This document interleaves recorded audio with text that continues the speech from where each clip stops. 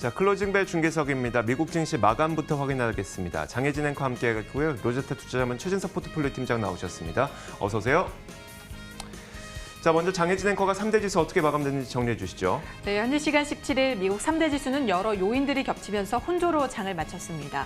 빠른 경제 회복에 대한 기대감과 코로나19 재유행 우려가 맞서는 모습이었는데요. 전날 발표된 소매 판매 지표가 여전히 시장에 호재로 작용을 해줬고요. 또 애플이 뉴욕 소재 10여 개 매장을 개점한다라고 발표한 가운데 이날 또 한 번의 사상 최고치를 경신하기도 했습니다. 먼저 상원에 이어서 하원에 출석한 파월 의장의 발언부터 좀 살펴보면요. 전날 경제 불확실성을 지속해서 강조를 하고 또 회사채 직접 매입을 무리하지 않는 선에서 진행할 것이다라는 의견을 밝힌 가운데 이번에는 코로나19 극복을 위해서 마련한 기업과 가게에 대한 재정 지원을 너무 일찍 거둬선 안 된다고 촉구를 했습니다. 미국 경제는 이제 막 회복하기 시작을 했고 따라서 중요한 국면에 놓여 있다고 강조를 했는데요. 보다 더 자세한 내용은 외신을 통해서 전해드리도록 하겠습니다. 또한 트럼프 행정부가 인프라 투자 등을 포함한 추가 부양책을 추진 중인데요. 이전에 1조 달러 규모로 알려졌지만 2배 가까이 늘려 2조 달러 규모로 추진을 하고 있다라는 소식이 전해지면서 증시를 상당히 지지해줄 것이란 기대감이 커졌습니다. 한편 코로나19 재유행에 대한 우려가 부상하면서 경계 심리가 일고 있습니다. 중국 베이징시에서도 일부 지역이 폐쇄령을 내려졌고 미국에서도 텍사스와 플로리다 등을 포함한 6개 주에서 신규 확진 발생 건수가 최고치를 경신하고 있다고 전해지기도 했습니다. 이외에도 5월 신규 주택 착공 건수가 발표가 됐는데요. 4.3% 늘어 전달 즉 4월에 감소세를 기록했던 것에 비하면 상승 반전의 호조세를 이어가는 모습이었습니다. 보다 자세한 마감 상황도 확인을 해보시죠. 먼저 상승 출발한 다우지수 상승과 하락을 반복하다가 결국 막판에 하락폭을 더 키웠습니다. 0.65% 떨어져 26,119포인트의 거래 마쳤고요. 이어서 나스닥 지수도 함께 보시죠. 이 나스닥 지수만이 이날 올랐는데요. 상승폭의 변동은 있었지만 그래도 흐름을 쭉 이어가는 모습이었습니다. 0.15% 올라 9,910포인트의 거래 마쳤네요. 마지막으로 S&P 500 지수까지 함께 보시죠. 0.36% 하락해 3,113포인트의 거래 마쳤습니다. 호재와 악재가 겹치면서 상승과 하락을 넘나들다가 결국에는 내림세를 이어가면서 0.3%대의 하락세를 기록하면서 장을 마친 모습이었습니다. 이렇게 코로나19의 재유행 우려가 일면서 미국 증시가 약간은 혼란스러운 이 혼조세로 장을 마쳤는데요. 팀장님, 이날 증시 어떻게 보셨나요? 네, 사실은 장 중반까지는 흐름이 굉장히 나쁘지 않았습니다. 상승권에서 주요 지수가 놀면서 다시 한번 좀 상승세를 이어가는 것 아니냐라는 기대감을 좀 고조시켰는데요. 하지만은 장 후반에 코로나19 재유행 공포를 자극한 뉴스들이 좀 많이 나오면서 결국은 장중 최저점 부근에서 마감을 했습니다. 특히 다우지수의 상대적인 약세 같은 경우에는 보잉도 주가가 꽤 많이 좀 하락을 했고 엑선모빌이라든지 쉐브론 같은 또 에너지 업종의 부진이 다우지수의 상대적 약세를 야기를 했습니다. 야후 파이낸스 등에 따르면은 이 텍사스에서 최근 24시간간에 입원 환자가 11% 증가했다고 하거든요. 그러면서 6월 들어서 최대 증가폭을 기록했다는 소식이 전해졌습니다. 이런 부분들이 장 막판의 투자 심리를 약화시킨 원인으로 분석이 되고요. 업종별 흐름을 좀 보더라도 경제 정상화 관련주가 여전히 좀 부진을 이어갔고 반면에 집콕 트렌드와 또 관련이 있는 그런 주식이라든지 아니면 기술주의 강세가 나타났던 그런 하루였습니다.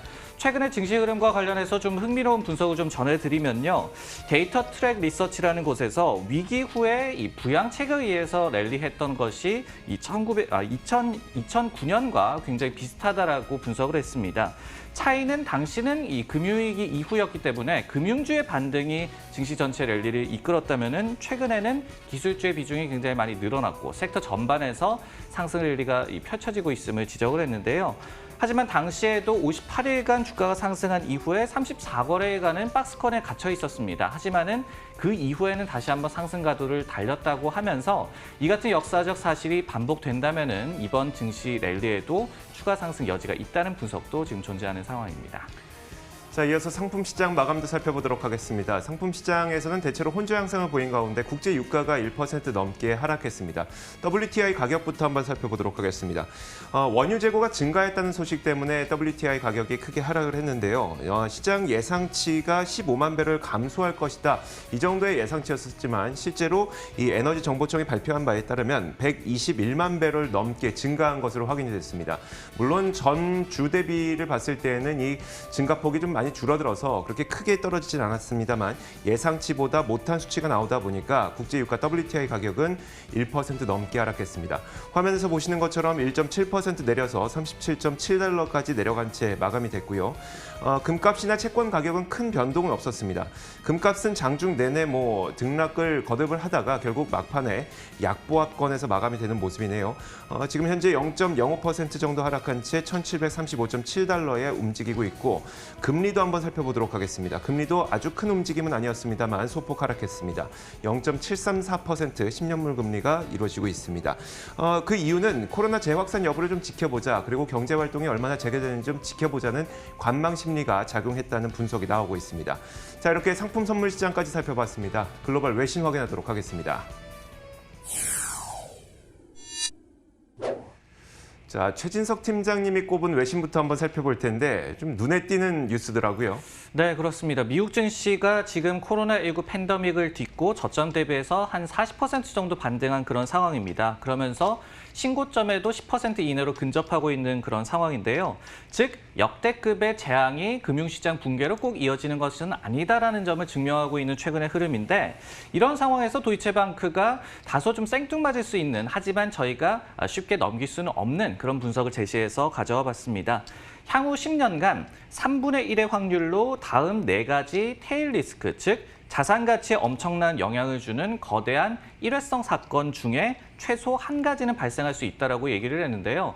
그 테일 리스크 4가지가 뭐냐면은 첫 번째로 200만 명 이상이 사망하는 전염병, 두 번째로 화산 분출, 세 번째로 태양 표면의 폭발, 그리고 네 번째로 전쟁을 꼽았습니다. 전망 기간을 20년으로 한번 늘려본다면은 최소 한 가지 재앙이 발생할 가능성이 무려 56%로 높아진다고 도이치방크는 제시를 했습니다. 특히 미중 갈등을 재부각시켰던 코로나19 팬데믹처럼 이들 이벤트는 그 자체로만이 아니라 부수적인 리스크 역시도 동반할 것이다라고 경고를 했는데요. 다만 이 같은 리스크를 전제로 이 투자 전략 측면에서 어떻게 해라라는 해결책을 제시하지는 않았습니다. 마켓워치는 지금의 코로나19 이후의 증시 랠리를 본다면은 역시 주식을 사는 게 최고 아니냐라는 또 자체적인 해석을 달기도 했습니다. 제목만 보면 정말 황당하고 어떻게 잘못하다간 욕먹을 수까지 있는 그런 그 제목일 것 같은데, 그럼에도 불구하고 사실 코로나19 팬데믹도 또 우리는 예상하지 못했지만 나타난 거 아니었겠습니까? 그렇다면 이런 언급된 재앙들이 실제 발생할 가능성에 대해서는 어떤 분석들이 있을까요? 네, 좀 황당할 수는 있겠지만은 태양 표면 폭발에 대해서 좀 얘기를 해보도록 하겠습니다. 눈에 띄는 수준은 지난 1859년 이후에 발생한 적이 없다고 해요. 하지만은 도이체방크에서는 전쟁보다는 가능성이 높은 이벤트라고 분석을 했습니다.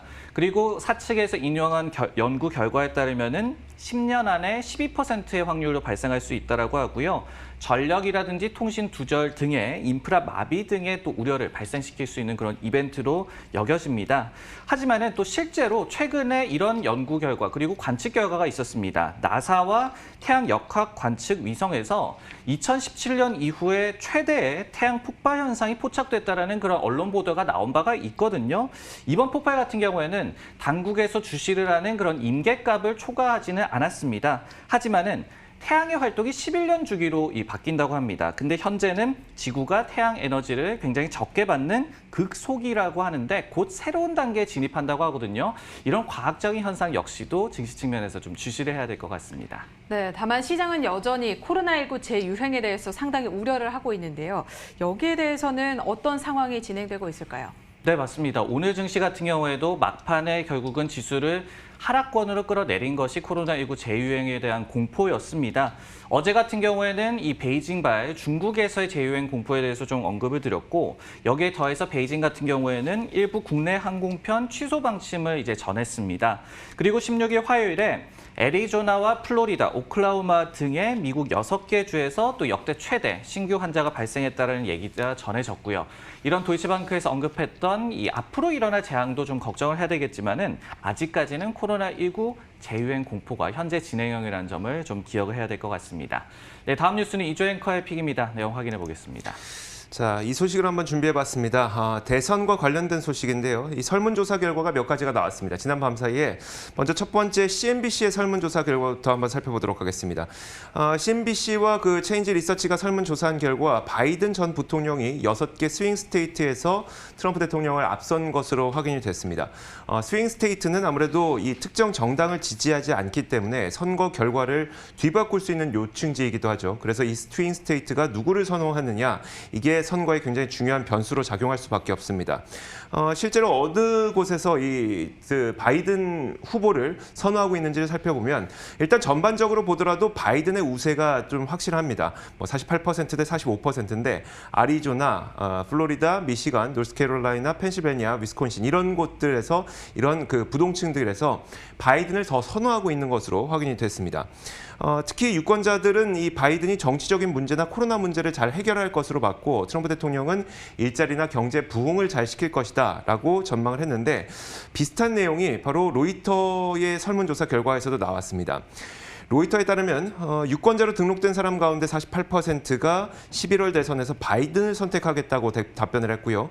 반대로 트럼프 대통령을 찍겠다고 응답한 사람은 35%에 불과해서 두 사람의 격차는 이제 13포인트 정도밖에 13포인트로 굉장히 격차가 벌어졌는데 올해 들어서 이 두 사람 간의 격차가 가장 크게 벌어진 것이라고 합니다.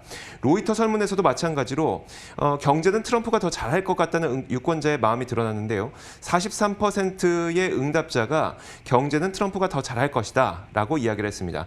한 가지만 좀 추가적으로 보여드리면 조금 전에 트럼프 대통령이 트윗을 하나 날렸는데 이 화면에 나오나요? 방금 이겁니다. 공화당원들 가운데 96%가 나를 찍었다라는 이야기를 했죠.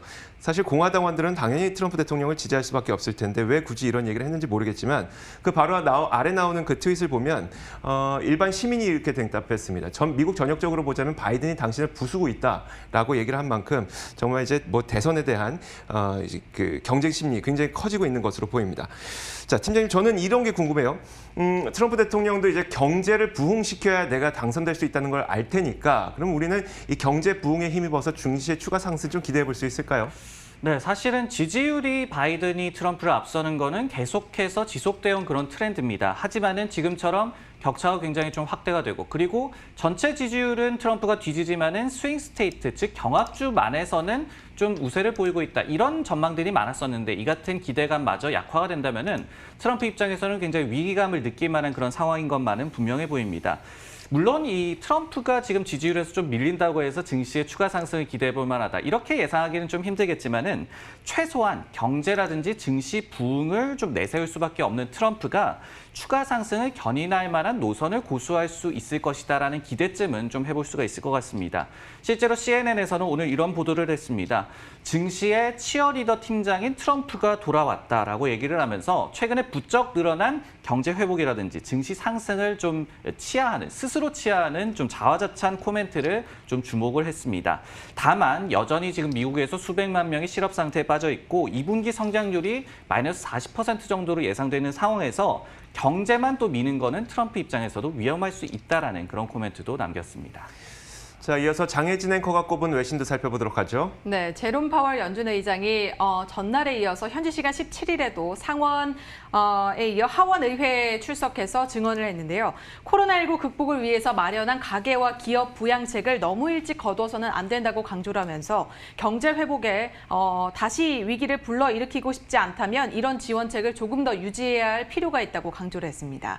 또 연준은 회사채 ETF에 대해서 전날도 발언을 했었는데 상장지수 펀드에서 개별 종목 회사채 직접 매입으로 이동을 하게 될 것이다 라고 설명을 하면서 이것이 유동성과 시장 기능을 지원해줄 더 좋은 도구라고 덧붙였습니다. 그는 대부분의 회사채는 만기까지는 보유를 할 것이지만 도중에 매각 가능성에 대해서도 배제를 하진 않았습니다. 연준은 현재 회사채 외에도 최소 800억 달러 규모의 국채와 400억 달러의 모기지 담보증권을 매달 사들이고 있는데요. 재정 부양의 경제에 긍정적인 영향을 충분히 주고 있으며 현 시점에서 의회에서의 지원은 굉장히 중요하다고 강조를 했습니다. 더 많은 지원을 할수록 경제는 더 강해질 것이라고 설명을 하기도 했는데요. 이 소비에 대해서는 또 강한 지출 파워를 가지고 있다면서 단기적으로 경제에 도움을 줄 것이다라고 말을 했고요. 연준의 대차 대조표가 인플레이션을 유발할 도달하게 되고 금융 안정성에 위험이 되지 않고 있으며 앞으로도 위험이 되지 않을 것이다라고 강조를 한 바 있습니다. 이 늘어나는 부채와 관련해서는 또 지금 시점은 연방 부채가 감소해야 될 시기가 아니라 가계와 기업을 지원하고 나서야 될 시기라고 분석을 하기도 했는데요. 파월 의장의 발언처럼 이렇게 과도하게 이른 시점에서 의회에서 부양책을 거둬들이게 된다면 시장은 또 어떤 반응을 낼 수 있을까요? 네, 당연히 좀 이 부정적인 반응이 야기가 될 것 같습니다. 부양책이라는 거는 사실 하는 타이밍도 중요하지만은 걷어들이는 그 타이밍도 굉장히 중요하죠. 저희가 연준 입장도 그렇고 저희 역시도 예전에 테이퍼링 발작이라고 해가지고 양적완화 규모를 축소하는 그 타이밍 때문에 증시가 굉장히 변동성이 높아졌던 그런 전례를 기억하고 있습니다. 파월 의장이 이제 재정 정책의 뒷받침을 연일 강조하는 이유도 이 때문으로 분석이 되고요. 즉 성급히 걷어들였다가는 실물 경제 그리고 증시에도 타격이 불가피하다라는 해석으로 볼 수가 있을 것 같습니다. 반면에 연준의 최근의 행보를 보면은 처음에는 전통적인 이 통화 정책, 즉 금리 인하를 단행을 했죠. 그러다가 양적 완화, 여기에 더해서 이제 기업들의 자금 조달에 이 도움을 줄 수 있는 자금 조달 시장의 이 매수자들을 지원하는 그런 정책을 펼쳤습니다. 그러다가 이제는 회사채를 직접 매입하면서 기업들의 자금 조달을 돕고 있고 이제는 발행 시장 개입까지도 남아있는 그런 상황입니다. 차근차근 그러니까 할 만큼 다 하고 있기 때문에 지금 또 재정 정책에 대해서 이렇게 파월 의장이 얘기를 하는 거 아닌가라는 해석이 가능합니다. 자, 이렇게 저희가 지난밤새 있었던 여러 가지 글로벌 뉴스 살펴봤고요. 이어서 종목 뉴스 확인하도록 하겠습니다.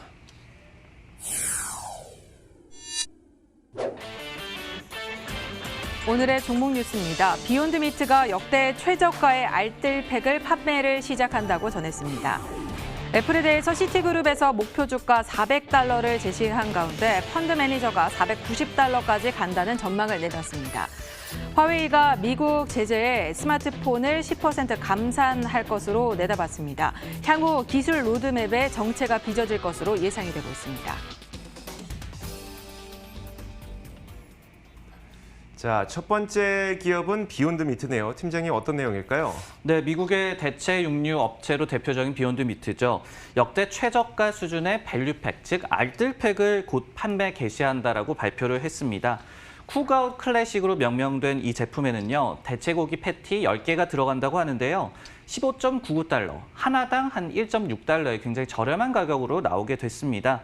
사측에 따르면은 지금까지 출시된 패티 중에 최저가라고 하고요. 일부 실제 고기 패티와도 근접한 수준의 가격이라고 얘기를 했습니다. 해당 제품 같은 경우에는 오는 6월 22일부터 월마트와 타겟 등의 일부 소매업체를 통해서 판매를 개시하지만은 다만 이번 알뜰팩 같은 경우에는 8월 중순까지 또는 재고 소진 전까지만 판매하는 또 이벤트성이라고 발표가 나왔습니다. 자, 비욘드미트는 사실 제가 또 굉장히 좋아하는 기업 가운데 하나이기도 하고 저는 비욘드미트 먹어봤는데 패티 2개 들어간 게 우리나라 돈으로 한 12,000원 정도. 네, 그래서 좀 패티 비싸죠. 패티 하나에 6,000원 정도 되는 것이 이제 보니까 하나에 1.6달러 정도면 굉장히 가격을 많이 낮춘 건데요. 굉장히 좀 이벤트성이라고 하지만 좀 눈에 띄는 것 같습니다. 그래서 이 비욘드미트는 비단 그냥 가격 인하뿐만 아니라 코로나19 팬데믹에서도 분명히 수혜를 받았었죠. 그렇습니다. 가격 부분을 일단은 말씀하셨는데 사측에서도 2024년까지는 이제 일반 고기와 가격 수준을 맞추겠다라고 또 노력을 하고 있는 그런 상황입니다. 말씀해 주셨던 그 코로나19 팬데믹에 따른 수혜에 대해서 말씀을 드리면은 대체육이 코로나19 팬데믹 상황에서 유리한 3가지 정도 이유가 있습니다. 첫 번째로 일반 고기보다 오래 보관이 가능하죠. 그러다 보니까 이제 집콕 트렌드에 좀 적합하다는 그런 분석이고요. 두 번째로 이런 이 업체들의 공장은 자동화가 잘 돼 있습니다. 그러다 보니까 육가공 공장의 어떤 폐쇄 여파, 경제 셧다운의 여파에서도 굉장히 좀 자유로울 수가 있습니다. 세 번째로 이거는 꼭 팬데믹에 따른 것만은 아니지만은 친환경 트렌드 역시 수혜를 받으면서 해외 소매 매출 같은 경우에 비욘드미트가 올해 1분기에 전년 동기 대비해서 50배 이상 급증한 바가 있고요. 그리고 닐슨 데이터에 따르면은 6월 첫째 주 판매도 전년 동기 대비해서 168.5% 증가하면서 굉장히 좋은 트렌드를 유지하고 있습니다. 네, 저도 비욘드미트 상당히 많이 먹어봤는데 상장 초기에 극심한 변동성이 시달리면서 조금 안타까운 마음이 들었습니다. 최근에는 비욘드미트에 대해서 어떤 투자 의견들이 나오고 있는지 좀 알려주시죠. 네, 사실은 이 기업도 이 코로나19 팬데믹이 처음 나왔을 때는 주가가 좀 급락을 많이 했습니다. 그만큼 좀 밸류에이션 부담도 있는 그런 종목이기 때문인데 하지만은 3월 23일 저점 대비해서 역시 3배 정도 주가가 급반등을 했습니다. 그러면서 최근에는 150달러 내외로 좀 등락을 거듭하고 있는 그런 상황인데요. 이날 마침 크레딧 스위스에서 목표 주가를 90에서 142달러로 상향 조정을 하면서 단기적으로 확실한 코로나19의 수혜주다. 그리고 장기적으로는 또 건강 트렌드의 수혜를 받을 수 있다는 분석을 내놨습니다. 다만 최근 CFRA라는 또 기관에서는 육류 공급 부족 문제가 이제 곧 해결될 거기 때문에 앞으로는 또 비욘드 미트에 대해서 보수적으로 바라봐야 한다라는 그런 의견을 남기기도 했거든요. 목표 주가도 95달러로 제시를 했습니다. 이런 다양한 의견 계속해서 좀 참고할 필요가 있을 것 같습니다. 네, 다음 종목 뉴스는 이조 앵커의 픽입니다. 뉴스 확인해 보겠습니다. 자, 애플에 대한 이야기를 한번 해보도록 하겠습니다. 지난 밤 사이에 애플에 대한 목표 주가가 꽤 많이 높아졌습니다. 일단 시티그룹에서는 이 애플의 목표 주가를 400달러까지 높였고요. 그 다음으로 더 높은 이 목표 주가를 제시한 아이비도 나타났습니다. 애플은 이날 그 덕분에 장중이지만 그래도 사상 최고치를 터치하기도 했는데 그보다 더 놀라운 점은 물론 한 펀드 매니저의 이야기일 수도 있겠지만 이 어떤 펀드 매니저가 400달러가 아니라 490달러까지도 갈 수 있다라고 얘기를 했는데 어떤 근거로 얘기를 했는지 한 번씩 살펴보도록 하죠. 한 자산운용사 에센트 웰스 파트너스의 펀드 매니저 토드 골슨이 한 얘기입니다. 일단 펀더멘털적으로 봤을 때 5G 스마트폰이 런칭하게 될 경우 새로운 슈퍼 사이클에 들어갈 수가 있기 때문에 기대가 된다고 얘기를 했고요. 에어팟이라든지 애플 워치 이런 것들의 성장세도 눈에 띌 뿐만 아니라 서비스 부문의 매출이죠. 애플 TV, 애플 카드 이런 곳들의 성장세도 눈에 띈다라고 얘기를 하면서 펀더멘털에 대한 기대감뿐만 아니라 기술적인 기대감도 내비쳤습니다. 지금 화면에서 보이시는 게 2013년 1월부터의 애플의 주가 움직임인데 그가 이렇게 분석을 했어요. 애플의 주식은 이제 그 3분의 1 정도 조정을 받고 나면 그 이후에 적어도 한 130% 정도는 오르더라라는 그동안의 이제 그 모습을 보면서 이번 팬데믹 당시에 3분의 1 조정이 나왔는데 이제 겨우 66%밖에 안 올랐기 때문에 한 70% 정도는 더 오를 수가 있고 그 가격이 바로 490달러 정도 된다라고 이런 설명을 내놨습니다. 한 사람의 490달러 목표 주가가 그걸 달성할 수 있을지 없을지는 알 수 없겠지만 팀장님 결국은 요즘 애플이 코로나 팬데믹으로 인해서 한참 고전을 면치 못하다가 요즘 들어서 목표 주가 상향 의견이 꽤 많이 나오고 있네요. 맞습니다. 오프라인 매장도 많이 좀 폐쇄를 했었고 그리고 아이폰 12가 좀 출시가 지연될 것이라는 얘기도 많이 나왔었고 좀 안 좋았었는데 최근에는 분위기가 굉장히 다시 한번 잘 풀리고 있습니다. 최근에 이 아이폰 12의 원래 출시 연기설을 주창해왔던 웨드부시라는 IB에서도 9월 말에 출시가 가능할 것이다라면서 전망을 좀 선회를 했고요. 결국은 예상보다도 빠르게 이 생산 라인의 정상화가 이루어졌다라는 뜻으로 해석을 할 수가 있겠고 그리고 이 당사에서는 10월부터 글로벌 판매도 가능할 것으로 예상을 했습니다. 최근에 이 납품업체인 브로드컴의 실적 발표에서 이 아이폰 12의 출시 지연을 좀 시사하는 내용이 나왔었죠. 하지만은 이 같은 이 우려에 대해서도 일각에서는 조금의 시간차는 별로 그렇게 중요하지 않다. 결국은 5G로의 슈퍼 사이클이 애플에는 수혜가 될 것이다라는 또 긍정적인 투자 의견이 나와 있습니다. 알겠습니다. 자, 이어서 장혜진 앵커가 꼽은 종목도 확인하겠습니다. 네, 애플이 사상 최고가를 경신하면서 좋은 흐름을 보이고 있는 반면에 경쟁사라고 할 수 있겠죠. 중국의 최대 통신업체인 화웨이가 미국의 압박으로 신형 스마트폰 생산에 차질을 빚을 것으로 예상이 되고 있습니다. 최근 회사 측은 부품 공급업체 메이트폰 시리즈의 부품 공급 생산 중단을 요청했는데요. 일부 부품 주문은 이미 줄인 상태로 알려지고 있습니다. 통상 하반기 아이폰 출시에 맞춰서 이들도 새로운 휴대폰, 메이트폰 시리즈를 내놓는데 이때 자회사 하이실리콘에서 반도체를 설계해서 탑재를 해왔습니다.